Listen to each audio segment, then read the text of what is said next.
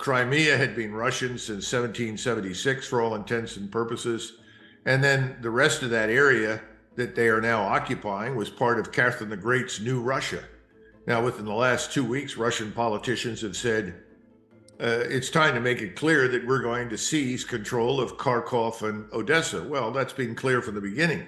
If you're going to declare war on us, which is what we've effectively said to Russia, then we're going to retake everything that is ours historically, and that's what they're going to do. And there's not a damn thing we can do about it. The most recent indications I have is that the Ukrainians have lost somewhere between 450 and 500,000 dead. Now, just to give everyone an understanding of what that means, during World War I, when one of my grandfathers was in the field, we fought for only 110 days, a lot shorter than you did. And in that 110-day period, we lost 318,000 casualties.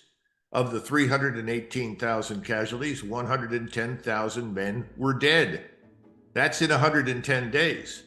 Now, the Ukrainians have been fighting for less than 2 years, perhaps 19 months, 19, 20 months, and they've lost 500,000 dead. We don't know how many are casualties, but the numbers are overwhelming. The hospitals are full.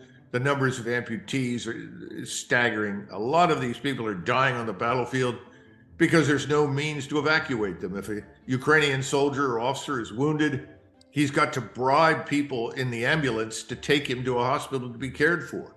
The entire Ukrainian state has broken down. If you want to know what a failed state is, look at Ukraine.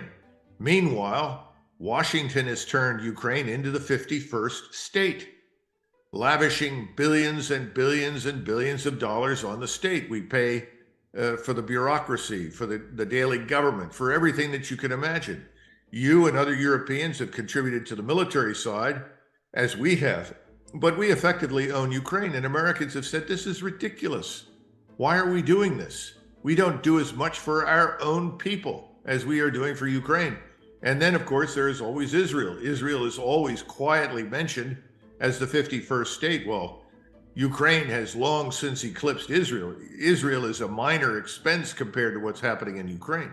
And then you get the argument, well, for about 5% of your defense budget, and remember, our defense budget is very close to $1 trillion. If you throw in the intelligence communities, it is $1 trillion. That this is somehow a bargain because they are killing Russians for us. Nonsense. They haven't killed very many Russians at all.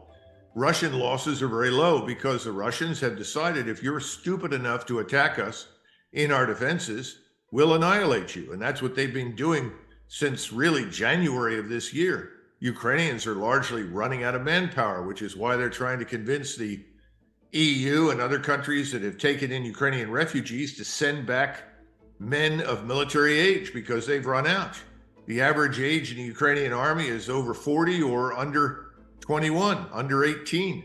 This is ridiculous. The whole thing is over. The war is ending. However, we are sustaining it as long as possible with cash because we want to make it clear to people that this is real when it's not real. Ukraine is a fantasy. So what are the next steps? I've watched over the last few months as the Russians have added 300 kilometers of additional rail line into eastern Ukraine.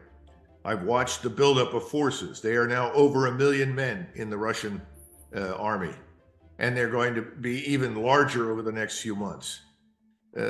This is an unmistakable buildup that has serious consequences for the future of Ukraine. So I think we're going to see the Russians take the territory that we've mentioned, and then they're going to look for someone with common sense in Eastern Europe or Western Europe or Northern Europe to sit down and talk with them so that they can hammer out a solution, because what the Russians don't want, and this is very clear, they don't want to govern Western Ukraine.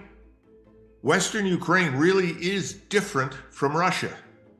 And people that have studied it for centuries know that. It has a different heritage, different gene pool. They want nothing to do with it.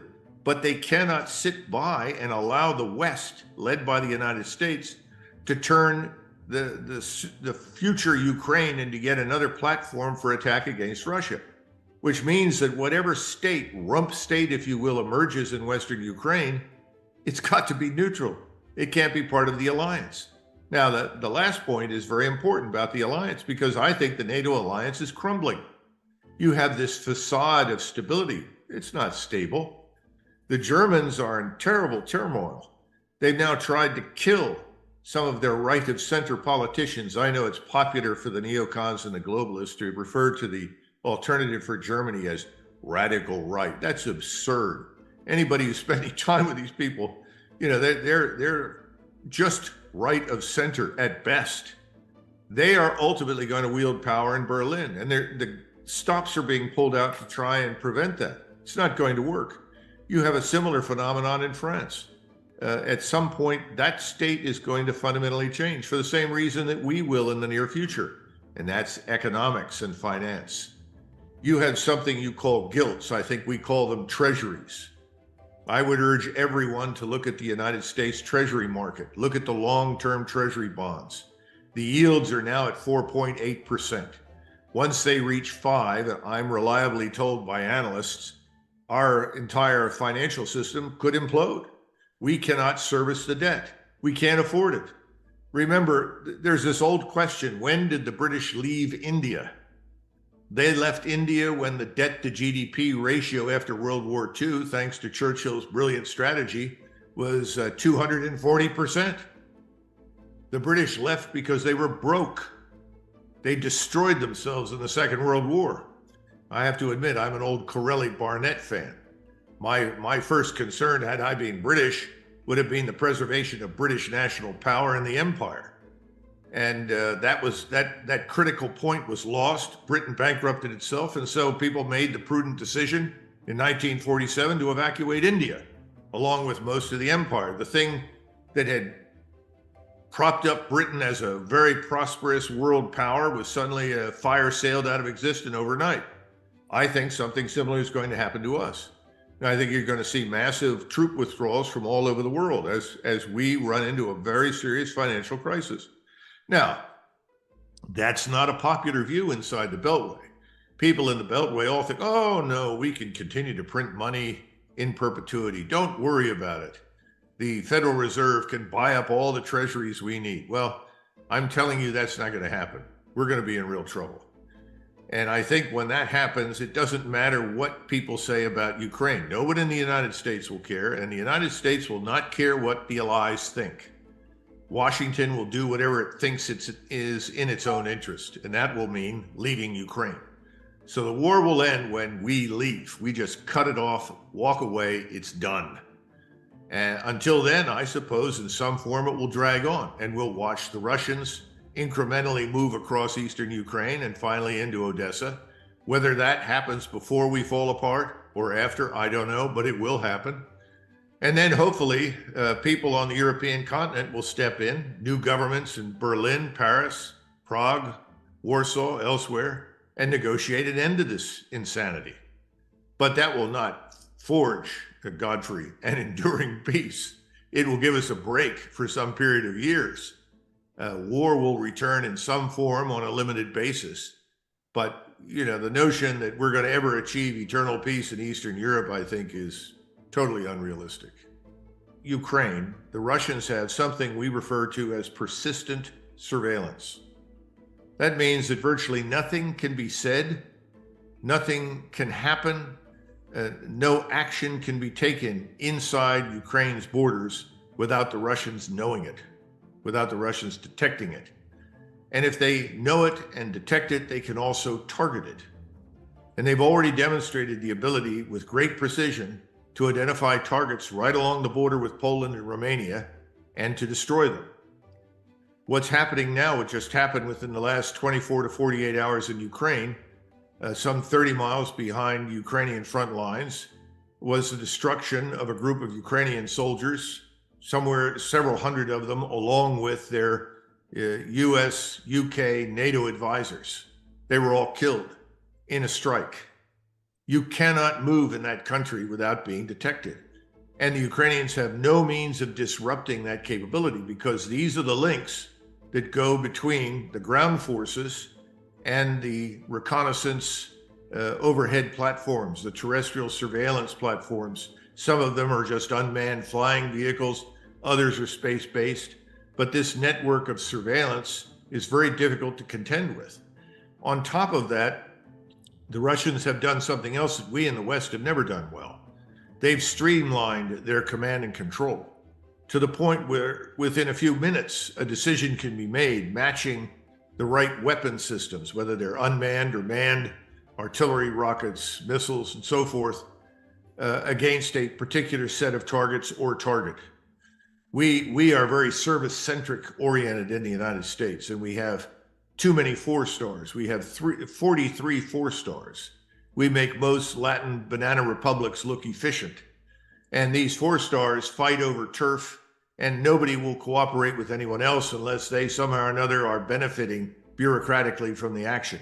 In other words, we do not have unity of effort. We do not have a unified military command structure. The Russians do. So it's not just a function of they have weapons and they have technology, it's a function of how they've organized to do this. And that's what has really destroyed Ukraine. And we very foolishly have encouraged the Ukrainians for months to keep hurling themselves at these Russian defenses. And under the circumstances, Putin made it very clear to his commanders, well, if this is what they want to do, then we'll accommodate them. And we'll destroy every Ukrainian force that's thrown against us. And when we decide that we've destroyed enough, we can advance. And I think we've reached that stage now. And I also think that Moscow has figured out once and for all, we're not going to cut any deals of any kind with them. We're not showing up at the negotiations. And that's why I've tried to tell my European friends, Germans, Poles, Slovaks, Czechs, French, you've got to get involved. Unless you want this to be a war in perpetuity until you've got hundreds of thousands of Russian troops standing on Polish borders, then I suggest that you take the initiative, interject yourselves into this, because you're not going to get any action out of Washington. Washington knows that when it's tired or when they can't do it anymore, they can change the subject and walk away. That's what we did in Vietnam. One of the things I asked to a group of people I spoke to recently was, whatever happened to the global caliphate that presented an existential threat to America? And everybody starts to laugh. I said, exactly. Now, does that mean that there are no Islamist terrorists, no Islamist threat? Of course not. But it was never what it was reputed to be. And I think the situation today is that increasingly people are starting to talk about China. A friend of mine in the building, in the Pentagon, we call it the building, told me that they were getting daily reports on Ukrainian counterattacks until all the Ukrainians were dead. And then suddenly there were no more mentions of Ukrainian counterattacks, and instead we had these phony reports of aggressive Chinese action in the South China Sea. There was no aggressive action. Chinese haven't been aggressive about anything except making money. But this is the sort of thing that we do. To get back to where we started this conversation, we change the conversation. We move it to something else. And then we act as though whatever happened, well, we did the best we could, and, it's not our fault. Just picking up, you mentioned the German political pressure on this, which I think is going to be key in the long run, because Germany is still such a powerful organization. If they get that political movement with the AfD, and I've met these people, it's quite funny, this extreme right business, I've met quite a lot of them. They are led by the old German aristocracy. You couldn't find a less right-wing bunch. They're conservative with a small c, and very significantly so. So that's, of course, absolute nonsense, and they are growing. And of course, we're not allowed to see anything on our television of the demonstrations, the anti-NATO demonstrations, which are going on in Germany and Italy and various places. All this is hidden. So, yeah, I take your point entirely, and I'm conscious of your time. I just wanted to ask you another couple of points on this. It's from a military perspective, if you will. I've been poring over a map of Ukraine this afternoon to make sure that I didn't miss out on asking you anything that I think is important. I would suggest to you, looking at the map, they have to take Odessa.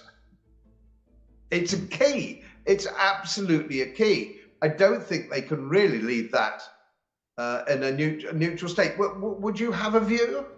Oh, yeah, I agree with you completely. If you're sitting in Moscow, you're not going to allow Odessa to be independent of Russia. You have to have control of that place for a whole range of reasons. We haven't even begun to talk about the oil and gas deposits. Right now in eastern Ukraine, where the majority of Russian troops are sitting, waiting to be unleashed, they've got about 350,000 in reserve ready to attack. That area is sitting on top of what many people think is the largest natural gas field in the entire region. That includes a gas field larger than what you have off the coast of Norway in the North Sea. Then you have the gas field that is underneath the Black Sea. Oil and gas aplenty. There are other mineral deposits and other mining things. So, no, listen, I think it's absolutely true. You know, the funny thing is, Zelensky was asked, well, you know, why not just let the Donetsk and Luhansk provinces in the east that are Russian anyway, they want to be part of Russia, let them become part of Russia. And he said that would be like giving ourselves cancer. We'll be overwhelmed. We'll never recover. We can't allow a single inch. And then he admitted that they were sitting partially on top of these oil and gas fields. I think that's a foregone conclusion. Again, there's no rush to take Odessa. I think Kharkov will fall long before that. And again, I think you'll see the Russians probably encircle Kharkov and sit and invite the Ukrainians to attack them, because that's very easy for them to do. And then the Ukrainians can be targeted and destroyed. But eventually they will go up to Zaporizhia. From Zaporizhia south, they will cross the river and the Russians will occupy Odessa. And again, Odessa is originally a Russian city. It was never part of Ukraine. If you go back through the historical maps, if they mean anything, Ukraine starts much further north from the Black Sea. The area that we're talking about along the Black Sea was historically Mongolian and Tartar. And before that, I suppose you could say Scythians lived there or somebody else. But the bottom line is that it was never really part of Ukraine. And that's the area that Catherine the Great chose because it was very lightly populated. And she called it New Russia. And that's what the Russians continually talk about. And they're not wrong. So I think, yes, Odessa is without question going to be in Russian hands in the near future. And Kharkov, of course, would be on their flank. That has to come under Russian command as well. So we're so totally in agreement there. One final thing that actually, to be honest, as a strategist myself, when you look at a map, you don't need the brains of an archbishop to work all this out, really, do you? What I would say, that my final question to you, Colonel, if you would, is I know now what the situation is quite overwhelmingly, and as you quite rightly say, this surveillance system, an integrated weapons system that the Russians have. What is the implication of the weather? Because it's now October. Can they invest Kharkov, or do they have to wait for the freeze, which didn't come last year? Well, it's interesting you bring that up because meteorologists are, for whatever reason, predicting that this year it will be very cold.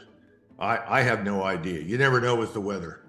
And that's the problem with the climate change religious cult. Whatever happens is a product of climate change, whether it makes sense or not. I just don't know what it will be, but they're predicting cold weather. On the other hand, they are now out of very dense terrain in the south of Ukraine, dense in the sense hilly, swampy, and so forth, and moving into areas where there are more paved secondary roads. So I think if they want to move, they'll be able to do it. And I think they can go further faster now because, frankly, there won't be much out there to oppose them. We'll have to see. Again, you know, I've been told repeatedly that whatever the Russian generals are told to do, they're going to do it, regardless of the difficulty involved. And that's what happened at the beginning of this thing. Here was this very remarkably small Russian force that had been designed for homeland defense.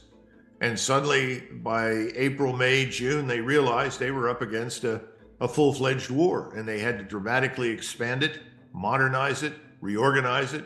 They've done it. And that force now is probably the most lethal ground force that we've seen in Europe since the early 1980s. And that's our great achievement. we've turned Russia into the very thing that we said we were trying to prevent.